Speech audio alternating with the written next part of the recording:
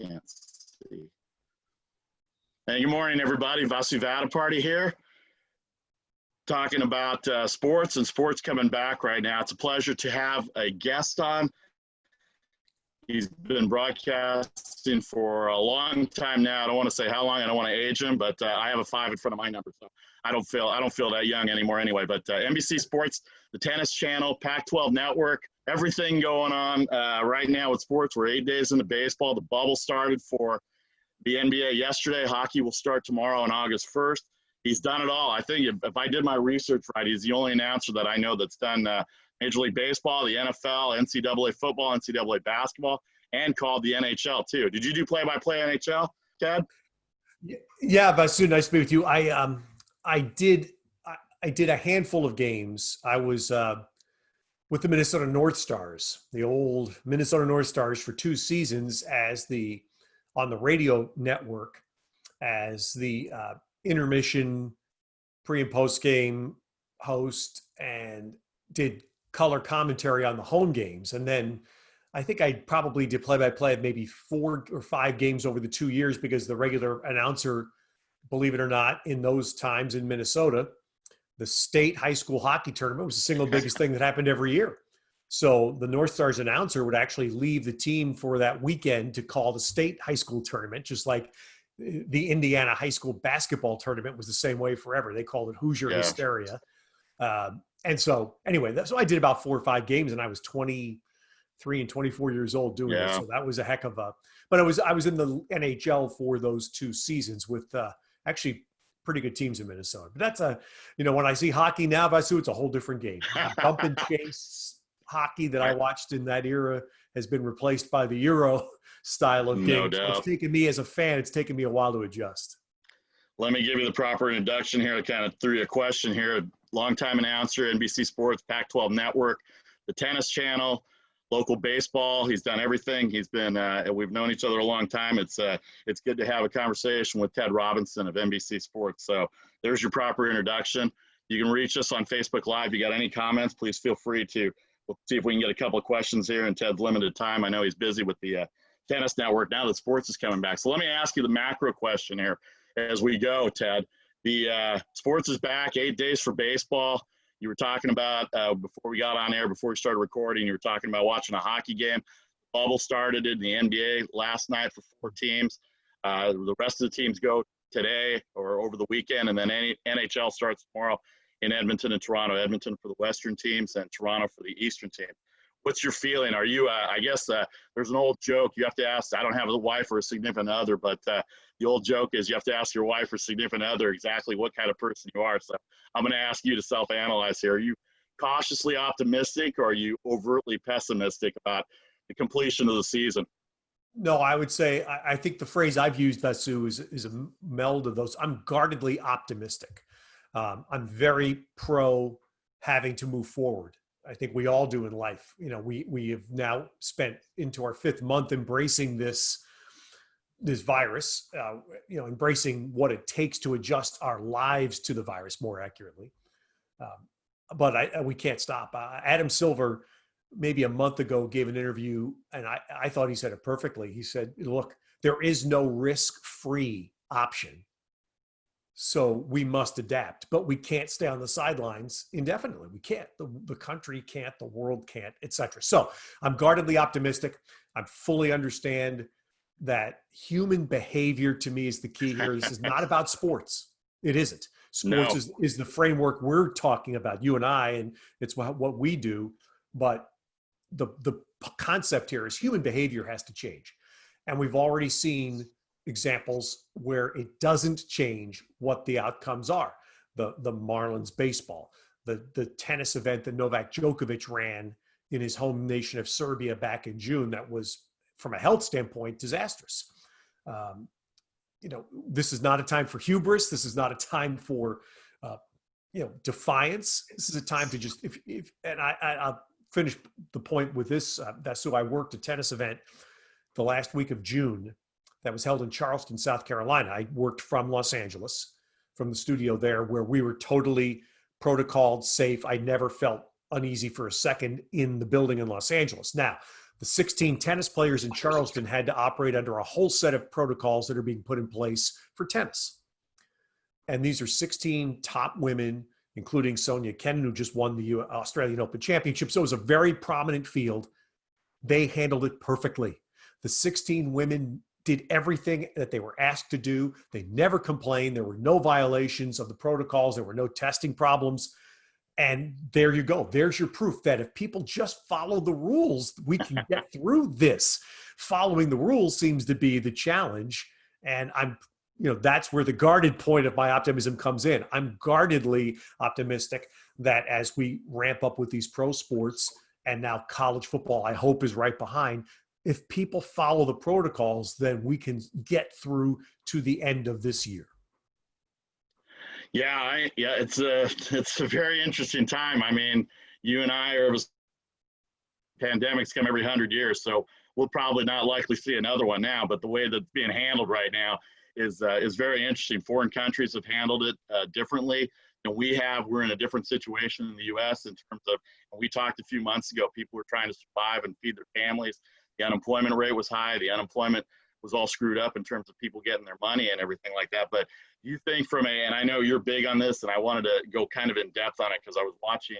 I just happened to turn on HBO, and I know you had an interview, and I'm not sure if you have a name for the interviews that you do on your Instagram page for the show, but I saw you have an Anton Ono as one of your interviews, and I believe he was one of the executive producers or produced with Michael Phelps and Shaun White, a weight of gold that I saw on HBO last night. I'm not sure if you're familiar with that before I go into that. Have you seen it, or is that what you talked about with him?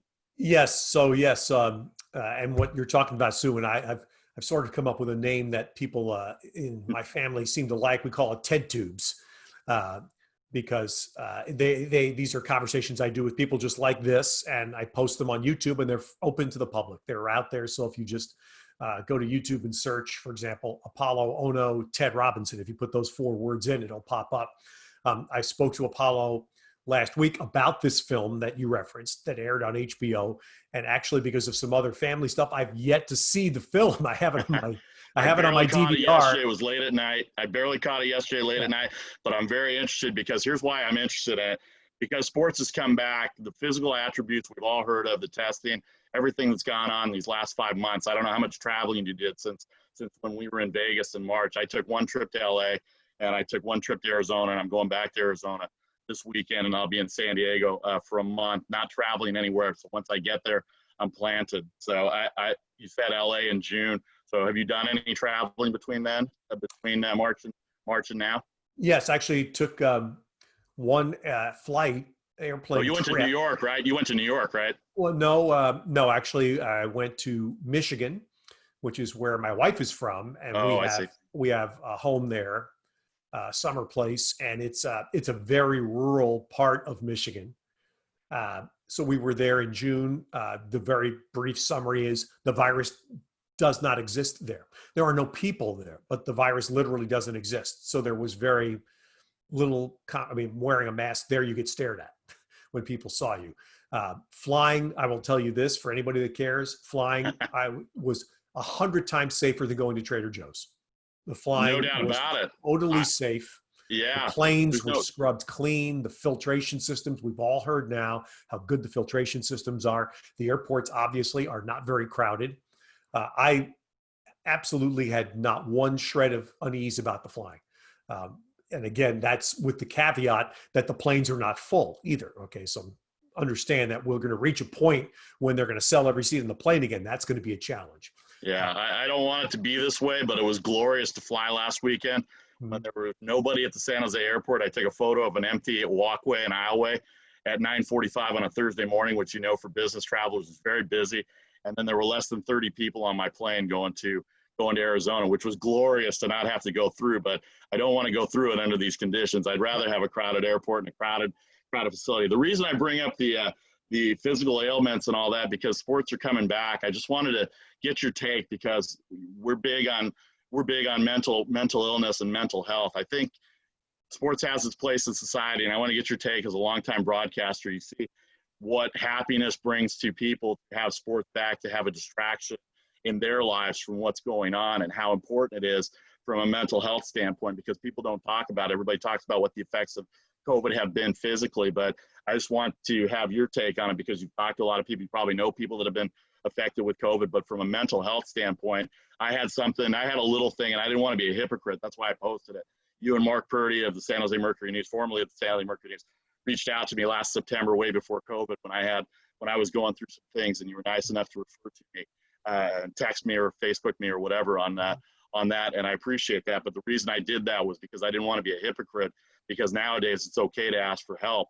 And I tell people all the time that if I tell people to go out and ask for help, there's no shame in it, then I don't want to be a hypocrite and keep things in. And so that's why I just did a random thing about something that I was going through. Not that it was any more serious or any less serious for what was going on, but you reached out, Mark Purdy reached out, a lot of my friends from college reached out, and it was very, very good to see that the support for mental health is also taking place, as well as the physical health. And this was pre-pandemic, so you can imagine what the mental health issues were of trying to feed especially if you're a breadwinner and you're not working and you have unemployment and you have all this other thing. So tell me what effect you think sports has on the country as a whole to see it back from a mental standpoint. How is it for you personally? I mean, we do our living in it, so we're happy to have it back, but boy, we grew up as sports fans. Nobody gets in our business unless we were a fan to begin with, in my opinion. And I got to believe that that's the case for you too.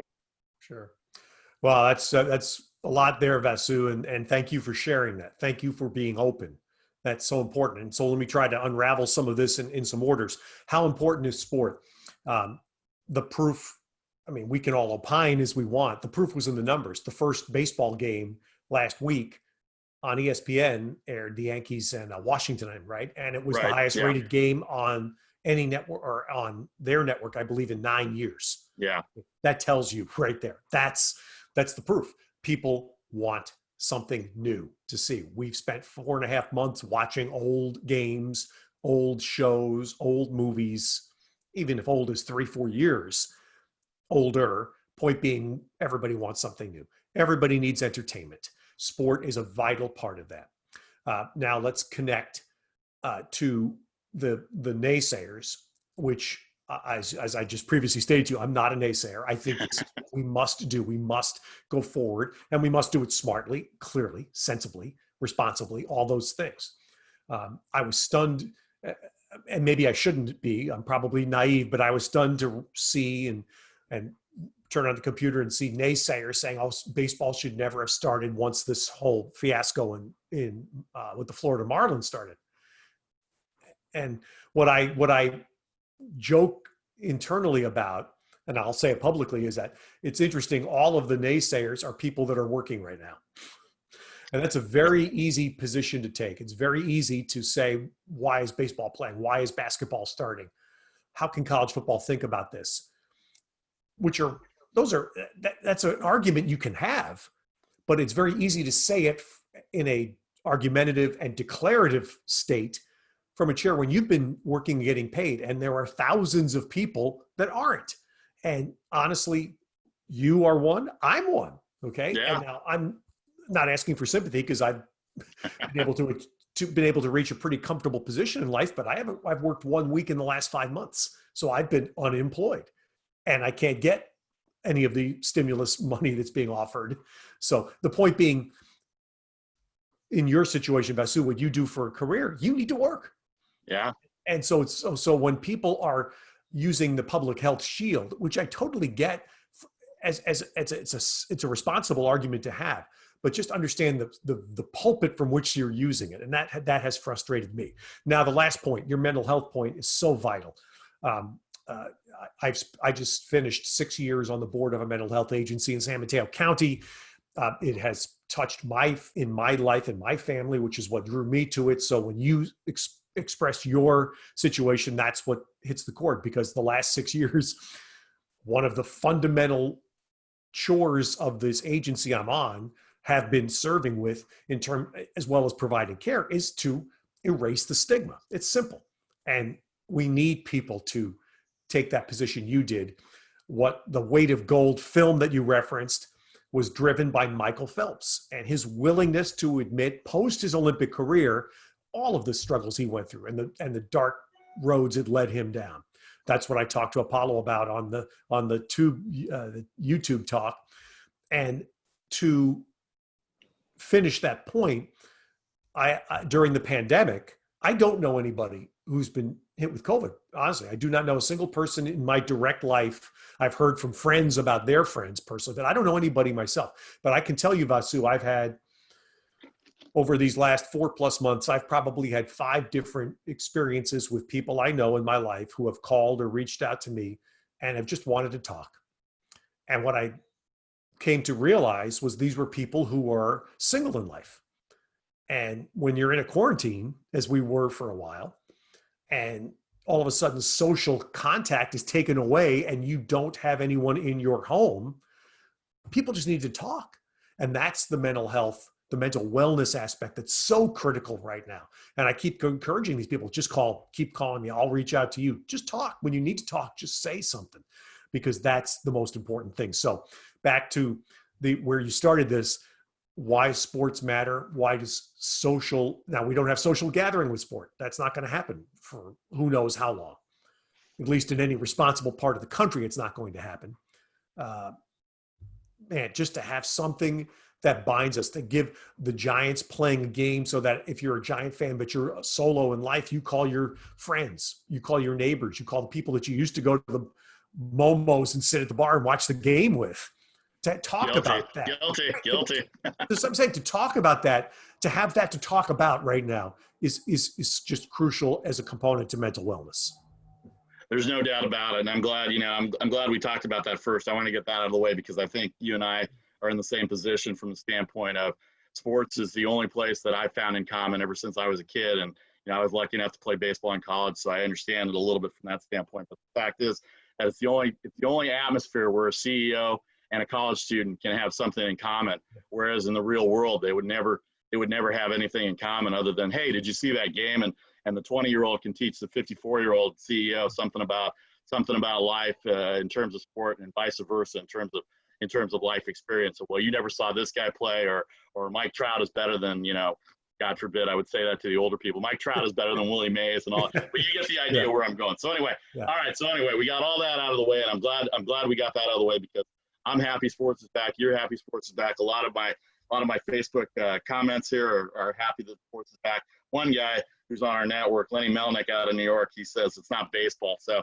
let's start with baseball. What do you think about baseball in terms of the 8 days? I'll tell you this, and I'll let you take it from here because I know you've covered baseball for a lot of years. And just for people that don't know, I'm gonna see if I can go in order here. A's, Twins, Giants, Mets, and then back to the Twins again for one season, right? To help out with John Gordon. So, oh my gosh, all right. So I'm feeling good about my memory here so far. I didn't even have to look that up. But anyway, the only rule I don't like in baseball, and 2020, try everything. You're playing 60 games.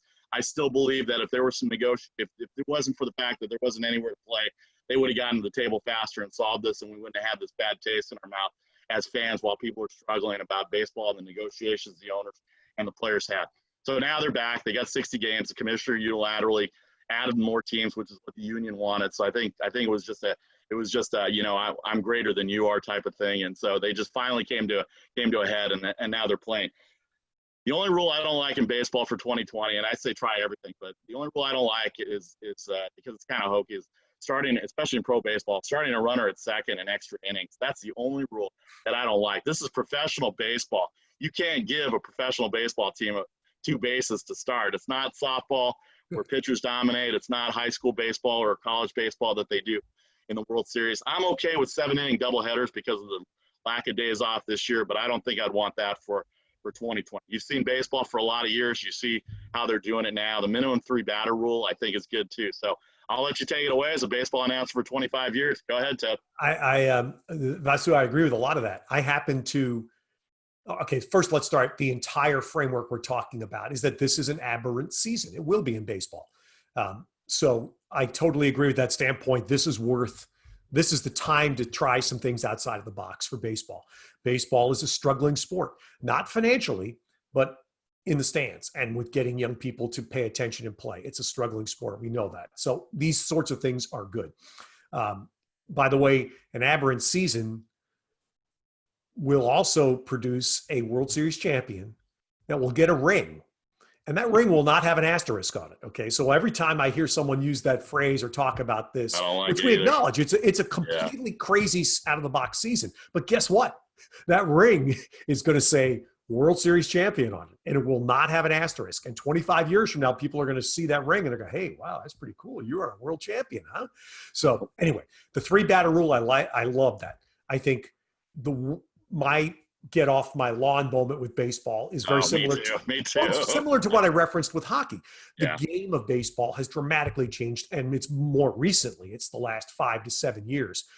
I went to a game last year, a Giants game, was invited by someone who had great seats behind the Giants dugout, and it was an awful baseball game. It was a home run in the second inning. It was a 1-0 game. The Giants starting pitcher struck out 10 or 11 guys in 5 innings, except giving up that one home run. There was no strategy. There was no excitement. There was no attempt to play baseball. It was one slow pitch softball swing after another. I hated it. It was an incredibly boring game to watch. So there's my problem with baseball. I love the sport. I've spent 23 years full time and did some network things here and there for a few more years. I don't recognize this game. So now, to your point, the runner at second in extra innings. First night of the A's baseball, I'm watching the game here, and my son-in-law, who's in his 30s, is here with me watching. He's a huge Cubs fan. So we're watching the Angels and the A's, and now I get to see on opening night for the A's, here's this new rule. So the Angels bat first, and they put Ohtani at second base to start. And I said, okay, this is where baseball's different to me. He goes, what are you talking about? I said, 30 years ago, 1990. Yeah. If you put this rule in place, I would say at least 80% of the half innings that runner scores, because the first batter is going to bunt that runner over. Or if for some reason the bunts go foul with 2 strikes, that runner will be able to hit a ground ball to the right side to move that runner to third. And now you're going to have a runner at third with 1 out. The other thing that would normally happen would be the pitching team would walk the first batter, right, to set up a double play. Right. Neither of those things happened. Right. Yeah. Ohtani's at second base. The first, I don't even know who the batter was for the Angels. The first batter makes no attempt to bunt him over, makes no conscious attempt to pull a ball. That was a left-hand batter. The A's don't even think about walking him to set up a double play. The guy did actually pull a ground ball to first base eventually, and Ohtani got caught in a rundown between second and third and was tagged out. But I'm sitting there going, there's the get off your lawn moment. This is insane. I mean, and I'm sure there are analytics people in every front office that have pushed all these numbers out there telling them how bad the bunt would be in that situation, what a percentage play would be. To me, as someone who loves baseball, that's the play. Now, I also understand, Vasu, as you know from watching the game, here's the problem with my scenario in today's game. The likelihood is whoever that guy was, and I have no idea who that hitter was. Yeah, right. He probably hasn't bunted since high school. I'm serious. He probably hasn't bunted since high school. So you would in my scenario, you'd be asking someone to do something that they can't do. Yeah. And that's my problem. We would have 3 hours to talk about all this stuff somewhere. Both of us, for those of us watching, for those of you watching on Facebook Live and watching on the internet with us, this is Ted Robinson of NBC Sports Pac-12 Network, the Tennis Channel.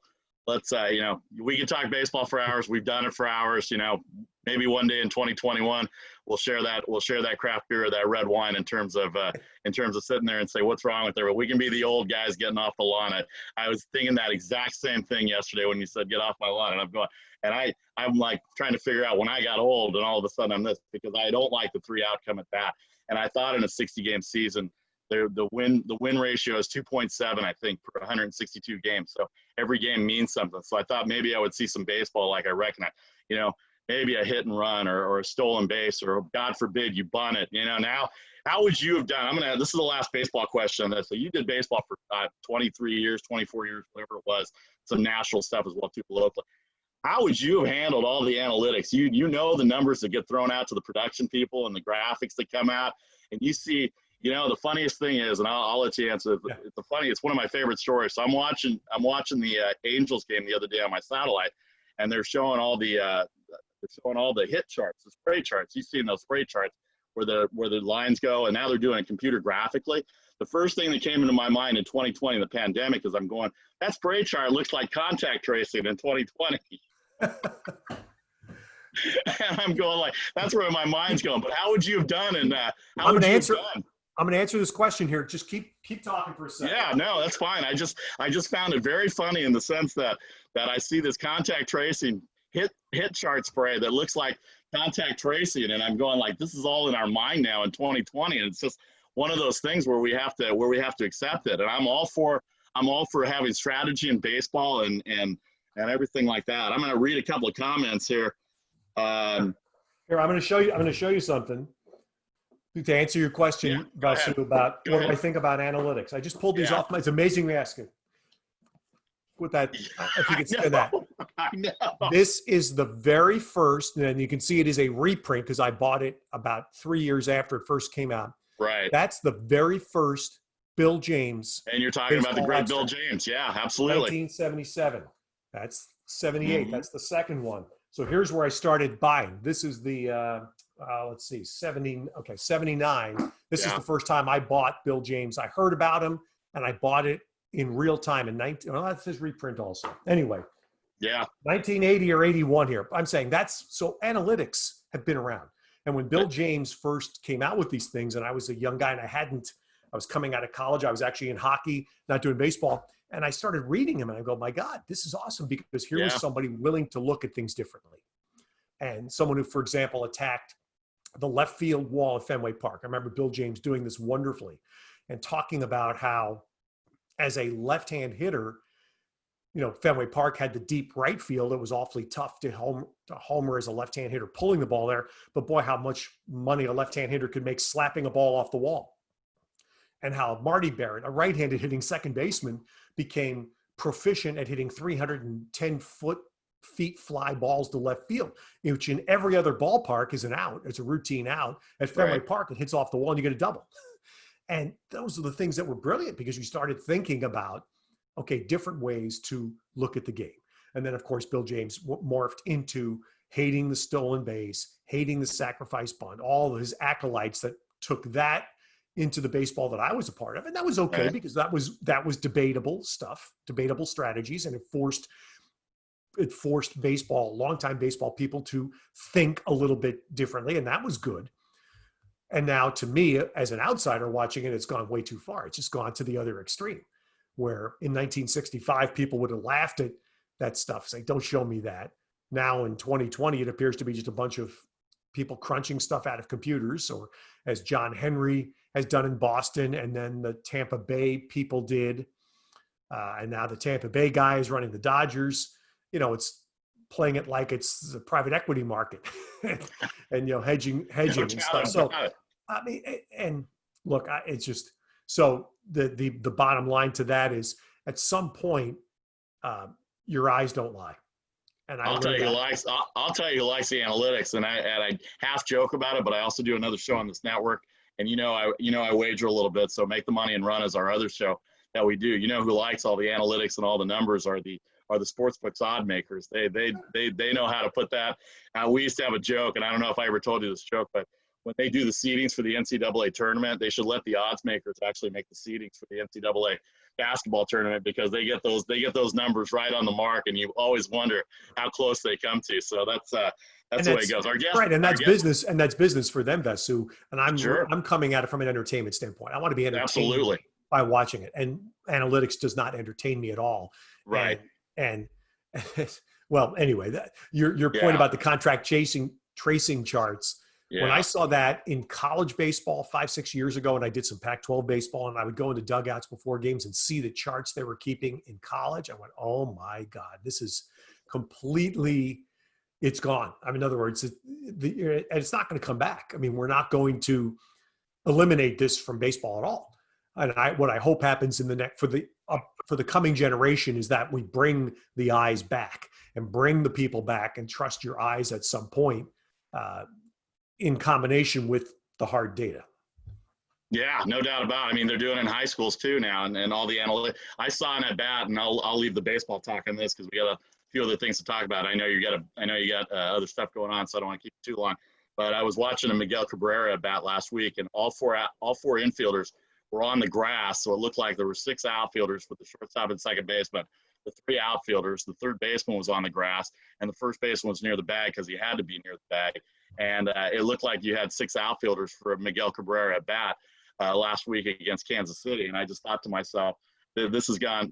It's good to have balance, and you got to have your eye test. Steve Young, quarterback for the 49ers, as most people know, always said the eye test is important, and scouting is still there. It always reminds me of you know what, free baseball fans, we'll leave it at that. But the fact is, if you want to hear a great line, of course, we go back to Clint Eastwood again. Go watch the movie Trouble with the Curve, where he says scouts are the heart of the game. And that's my favorite line of that movie, watching that movie Trouble with the Curve. All right, let's move on. So a lot of your living is made Pac-12 Network. You still have your podcast going with Yogi. I love the name of the podcast. For those that don't know, please share the name of the podcast for those of the generation that remember the movie title. Yeah, Ted and Yogi's Pac-12 Adventures. So, what happened to the excellent part? You couldn't use excellent? Well, yeah, I don't know. I think we just didn't use excellent. But hey, listen, I wanted to do Weekend at Yogi's. That was my first, but that involves a little bit of a dark theme from that old film. So we went with the excellent adventure part. Yeah. So to bring up Pac-12 football and football across the country, and I know you had Larry Scott on your Instagram show. There are three things that I did. And you know I have fun. We have fun when we talk and everything. Three things I take seriously, and that's because I was fortunate to be raised right, I guess, is the best way. So credit my mom and dad. But health, family, and education are my three biggest things in life. Mm-hmm. And I preach that. We talked about the mental illness. So here's my problem with college sports. It's not professional sports. They're not adults supporting families making their decisions based on dollars. You're talking about a 10 to 15% chance of the revenue sports for football and basketball, two sports that you've covered for a long time, that I've covered for a long time and been a fan of. These kids are the kids that are going to play, and the universities that need the revenue, and people don't understand, the revenue from those sports to big-time schools, and even in my alma mater, San Jose State, is big. If you're not going to have classes and you're not going to have students on campus, then these kids should not be playing. I know, because they're going to go on to something else in life, and these decisions are being taken out of their hands. And you cover college football, college basketball. You said one week in 5 months you've worked. We want to get back to work. We want to cover. I'm not doing any college sports this year because of what's going on with us. But you're going back to Pac-12 football. Are you traveling with football? Are you going to have to be in a studio, or they haven't told you yet? They haven't told us yet. What do you think about the fact that all these kids are going on? It's the university's responsibility to take care of these parents' kids. And if they're putting them in a situation where they're not going to allow classes and students to have time to be on campus or study or go to class, then I think that they should not let the athletes be on campus. The top 10% of these kids are going to go play pro, and I can understand if they want to work out. But then again, the other side is these top 10, 15% college athletes already know they're going to be drafted or already going to go play pro anyway, so they may sit out the year to begin with, which would water down the product. They're not getting paid. It's a different scenario than pro sports, and you cover college sports. I cover college sports. We love college sports. The SEC, the Big Ten, the revenue sport, the money that comes in. I just don't think it's fair to have to put these kids in a position to play or be forced to play because they have a scholarship if they're not going to have regular classes, just because of the revenue aspect of the universities. Your thoughts? Yeah. Wow. Again, that's a lot, Vasu. So first thing I'll do is soft questions here, Chad. No. I'm learning my business. I don't ask soft questions. There's a lot there. So let me try to, again, come back to the beginning. I would differ with you to a degree on your comment. It's not professional sports. It is professional sports at Alabama, at Clemson, at Florida, at Georgia, a couple of Pac-12 schools. I would have to say the same thing. Football is a professional sport from the standpoint that the people, and not all 90 on every team, but a large number of the people that are playing football at those schools that's their chosen profession. That's what they want to do for a living. Again, how many of them make it is more your point, but their intent is to play football for a living. And that's what I think may transpire out of this, depending on how this fall goes. There may be another split in college football because those top teams are playing at they're just playing a different level of a business enterprise as opposed to a college sport. We already know that, for example, your alma mater, San Jose State, plays in a conference in the Mountain West that's not like that at all. Right. The Mountain West And the Mountain West is a conference that's going to suffer a ton if we have college football this fall with no fans in the stands, because the Mountain West doesn't have a great TV package. They don't recognize a ton of TV money. So if they don't get people to go to games, they're really going to hurt.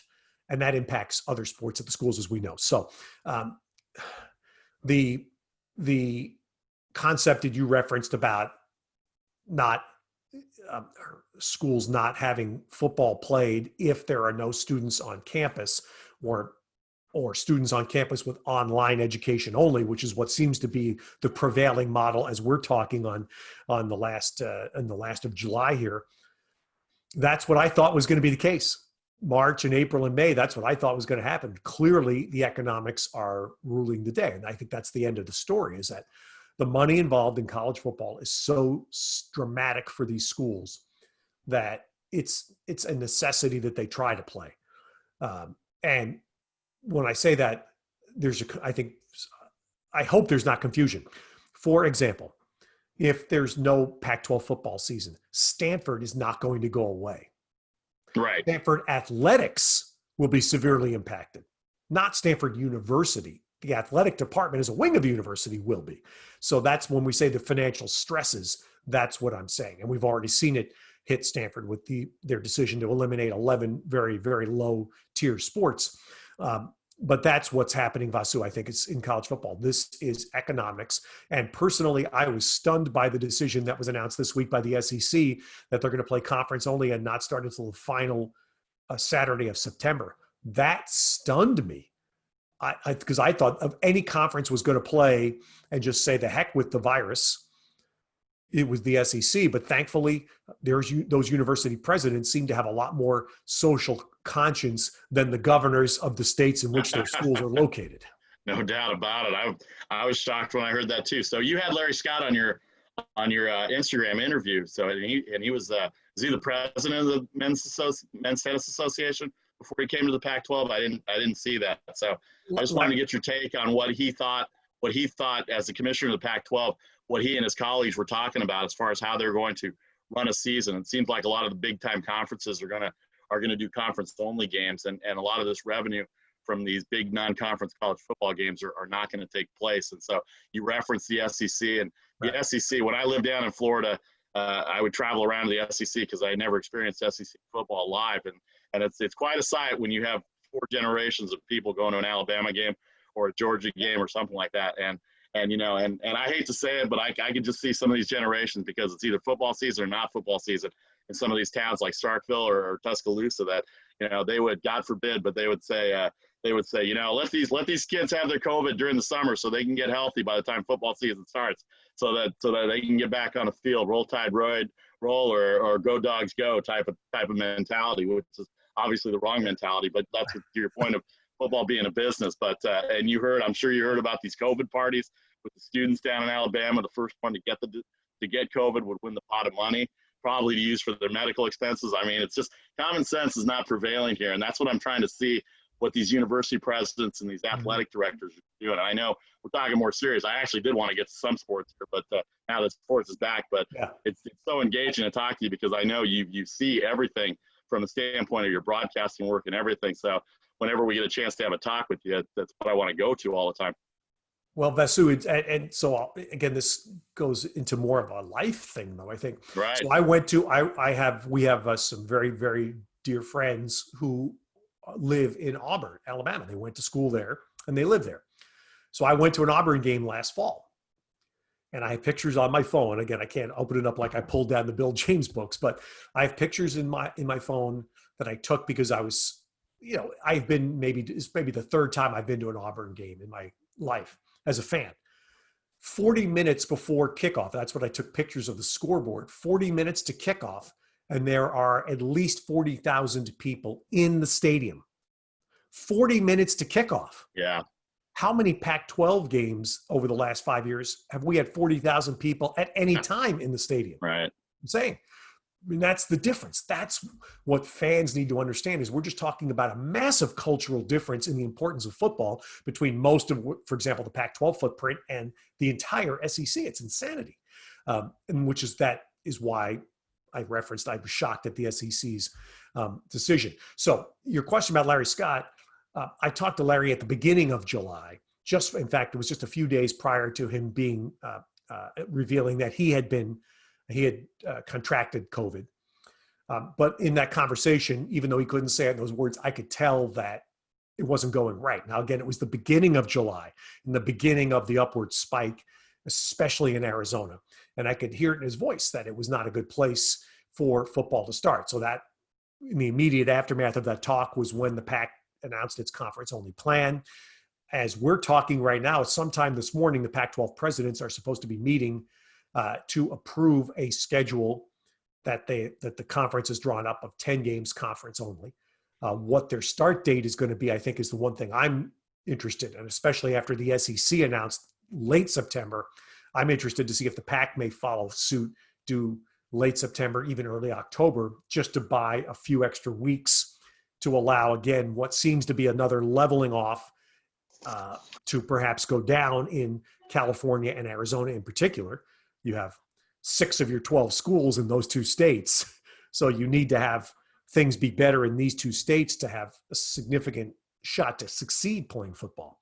And I'll say this, Larry, who I've known for a long time, back to his tennis days, is a pretty socially aware and conscious guy. His record fighting for equality in women's tennis is unchallenged.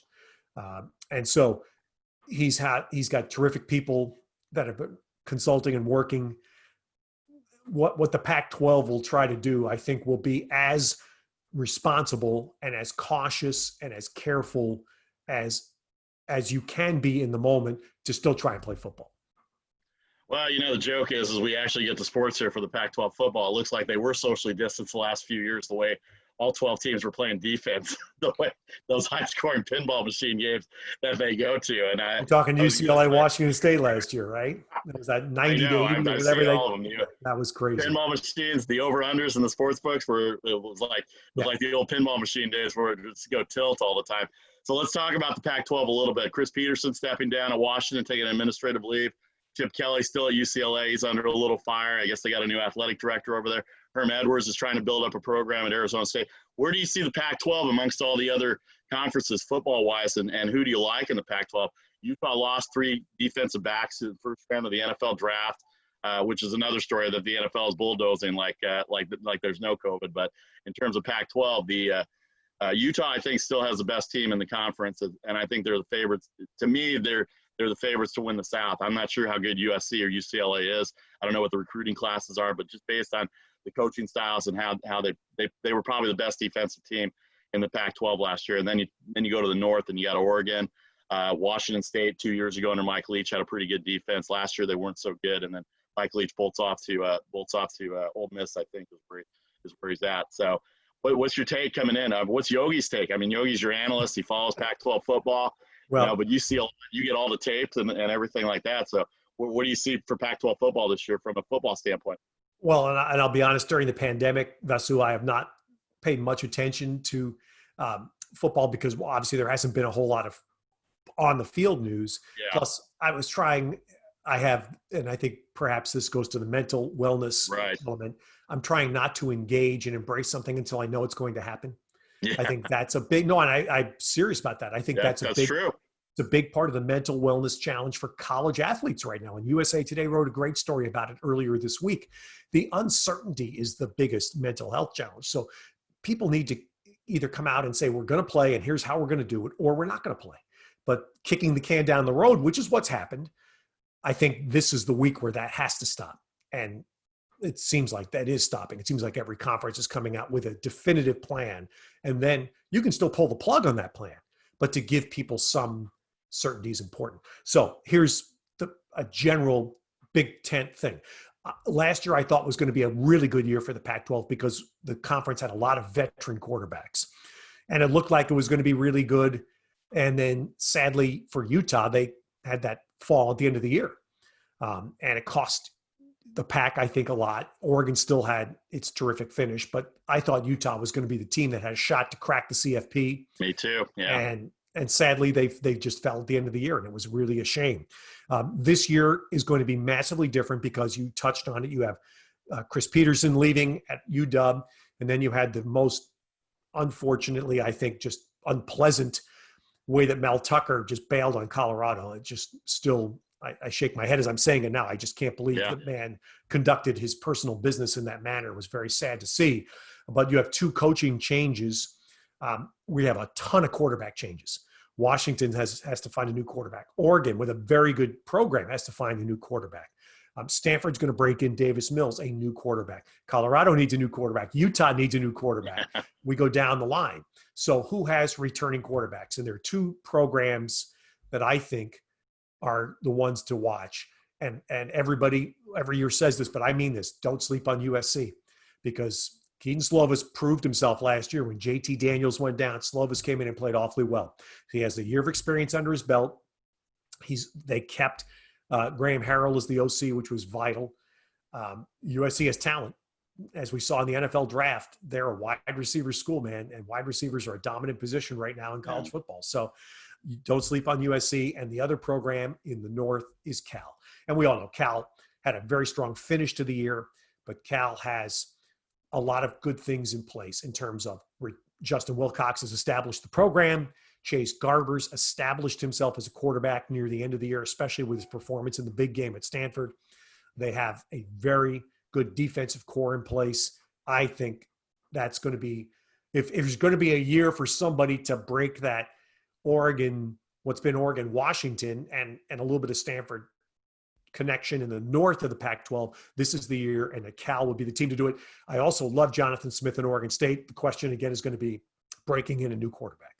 No doubt about it. Well, like I said, we hope we get to that point where we can just talk about sports and all that. But I wanted to, God, you're so well depth in every sport here. So I wanted to hit a little tennis with you, because I like tennis. I watch the tennis channel. I watch the tournaments. Sometimes the overseas tournaments I see. I guess you're out of your LA studio. You're not traveling very much whenever you're doing tournaments. So I had the ATP schedule and the WTA schedule here. They're going to get started on August 21st in New York. Are you going to New York for the tennis channel for the U.S. Open? Or is that your plan? So actually, I am going. I just discovered this week I am going to New York for the U.S. Open to work the international feed. Tennis Channel does not televise live matches at the U.S. Open. They don't have the rights to do that. Oh, I see. So because of the pandemic, the only television that will be allowed on site at the U.S. Open will be ESPN, which is the rights holder, the U.S. rights holder. And then the USTA will do its own international feed, which this year will have huge importance because none of the world broadcasters can come.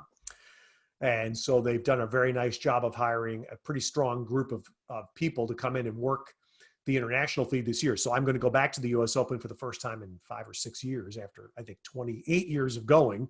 Yeah. To work the world feed. And it will be on site. It will have all the protocols. I'm just learning about them, but there'll be daily testing, and announcers will work out of separate booths, just as they've done so far in baseball. Right. So the partner you're calling the match with, we will be in separate booths, able to see each other, but there'll be some space.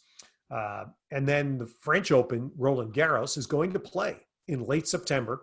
Right. And as of right now, Tennis Channel is the rights holder. And as of right now, we're going to Paris. France is in a much better place. I mean, obviously, most countries in the world are in a better place than we are here. France is opening. France is putting, as of Wednesday, they're putting a testing spot in the Charles de Gaulle, if I can get my French going, or airport in Paris, so that when you disembark a flight from the U.S., you will be tested right there on site at the airport. And if you clear the test, you'll be able to go and not have to do the 14-day quarantine. That's huge progress. So as of right now, Tennis Channel is going to Paris. So I will be going at the end of September, early October for the French Open.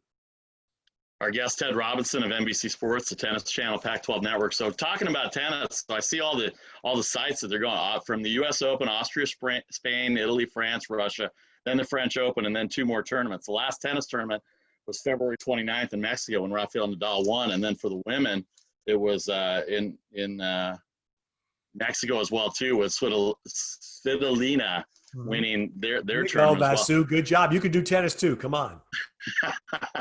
No, you know what? I don't think so. Give me about 20 years, Ted. Tell me when you have some jobs open and when you're ready to step down, because right now you're the king of every sport in our area. And I get a lot of people that say, "How do you know Ted Robinson?" I go, it's amazing who you know when you have a glass of craft beer with them. So trust That's me, exactly right.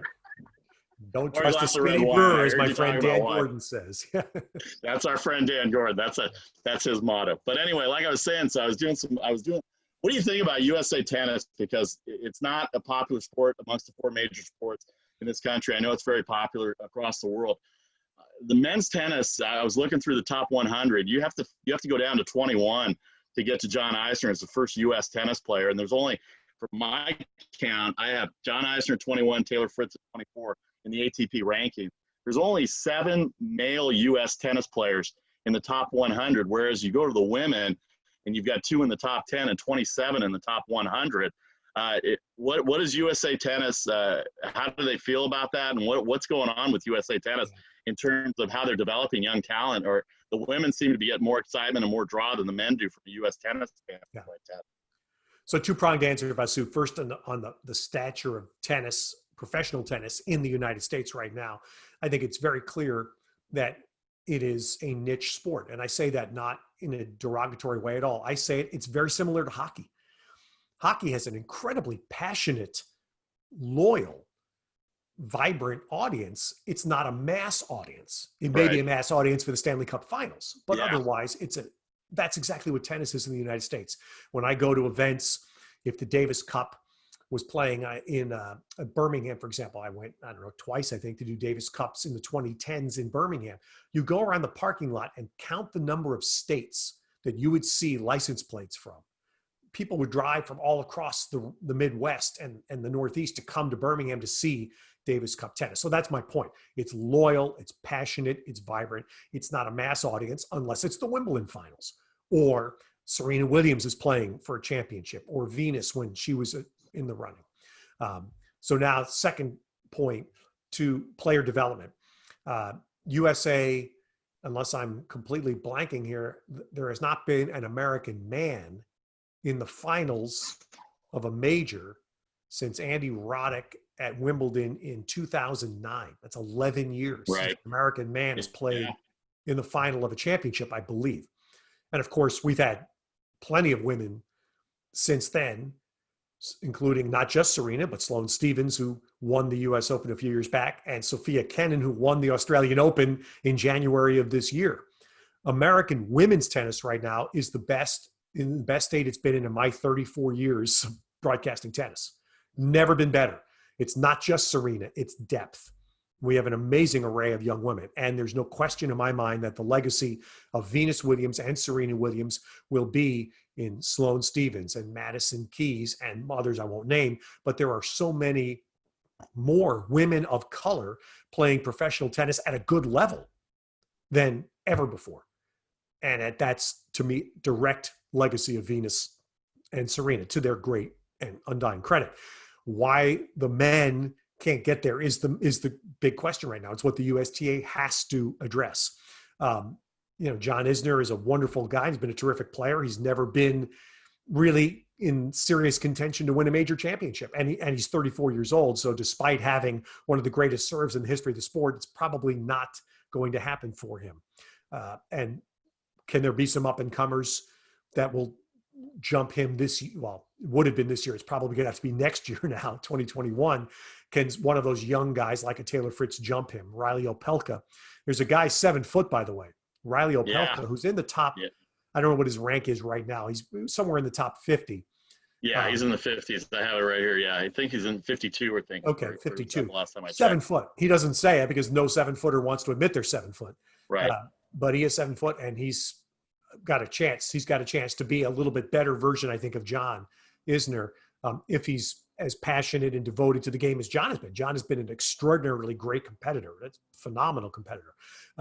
So that's where U.S. tennis is and needs to get. It needs to get the men into a more competitive state. And I think one theory to finish, Vasu, is that to attract players at a younger level, for women, tennis is still the best professional sport to try to make a living at as an American woman, the best. Basketball is coming back with the WNBA, but still many WNBA players have to go play in Lithuania or somewhere else in the true basketball season to really make their money. And then they play the WNBA season to have a home summer league. That's not the way in tennis. If you're a woman, a young woman, you can be a professional tennis player and make a very good living. It's really the only sport you can do it. Men at a young age have so many options. That, I think, is part of why this difference has occurred. Last tennis question for you. We got about 3 minutes left with Ted Robinson here. Very generous with his time. I appreciate it. I only was planning on like 20 minutes to hit all the stuff, but then we hit all the other issues, and I appreciate it, and I value our friendship from the standpoint of you sticking around, because I know you got other things going on right now. But so thank you in advance in case I don't get a chance to thank you at the end. So you talk about women's tennis, the depth of women's tennis and the number of players. I saw where Ashley Barty is not going to travel to the U.S. Open. She's the number one player in women's tennis, for those that don't know. But you've got Simona Halep, and you've got Pliskova, and you've got Sophia Kenin, and you've got Andreescu, and you've got a bunch of people in the top, a bunch of girls, a bunch of women, I should say, in the top 20 to 25 to 30 that can challenge the top players in women's tennis because of the depth that you said.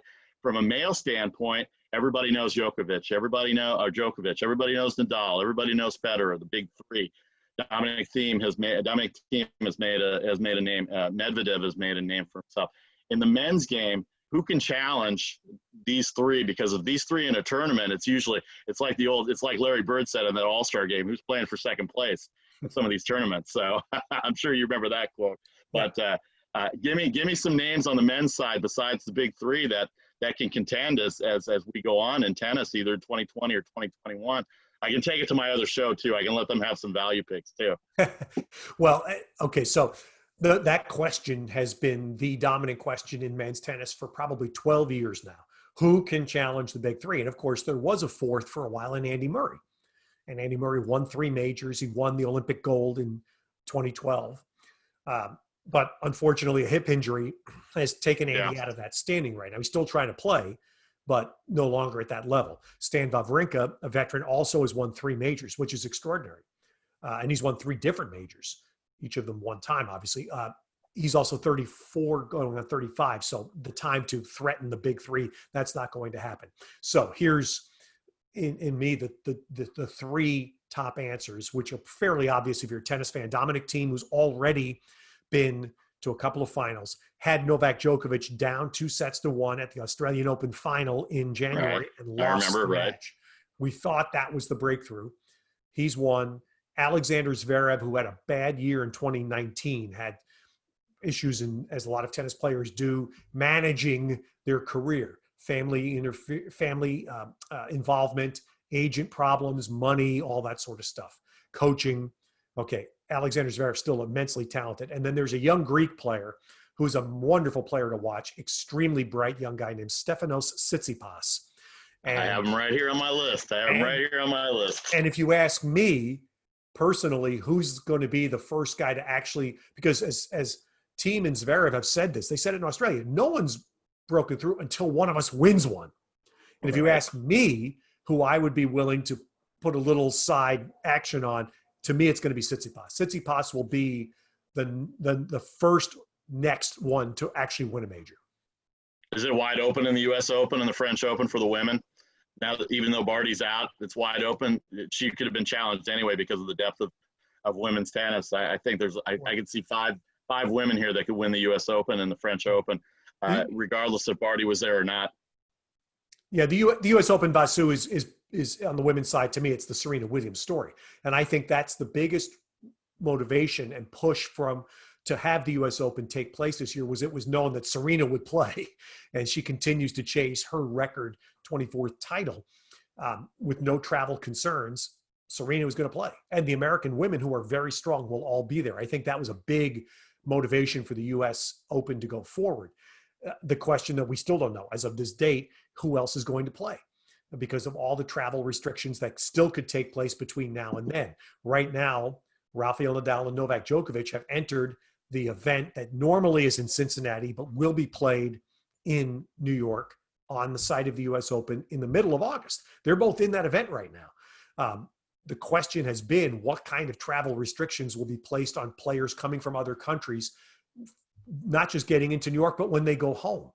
Will they have to quarantine for 2 weeks? And if that's the case, then I think most foreign players will not, of stature, most foreign players of note will not come to New York to play the U.S. Open, because in the story, in the situation as you referenced, right after the U.S. Open, there are two major events in Madrid and Rome. Those are major events for both men and women, and then right to the French Open.